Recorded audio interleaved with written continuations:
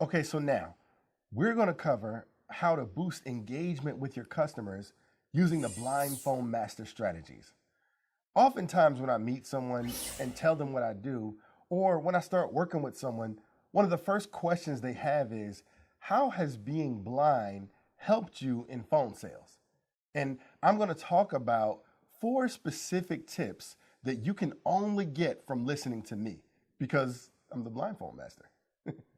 Now, these strategies, they seem simple, but most people in sales don't even use it because being distracted by their sight, they overlook what I'm about to share with you. Number 1, have a process and memorize it. Well, LA, I've heard that one before. Yeah, but did you do it? No, because of the fact that you can glance down at your script at any time, you kind of know it, but you don't really know it. Or you're one of those people that say, I'm better without a script, LA. And then the question becomes, says who? I'm going to state this fact once and for all.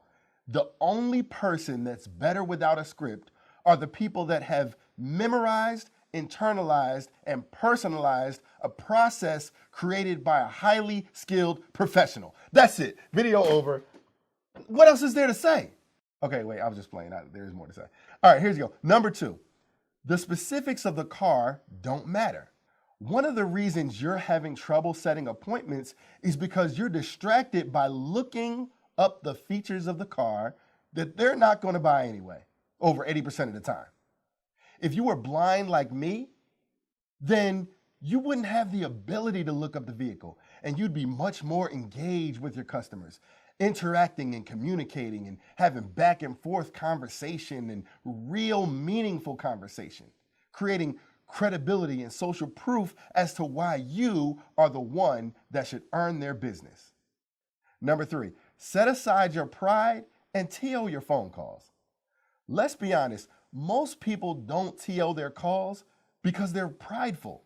But if you were blind like me, again, then you'd realize that sometimes some assistance could save your life.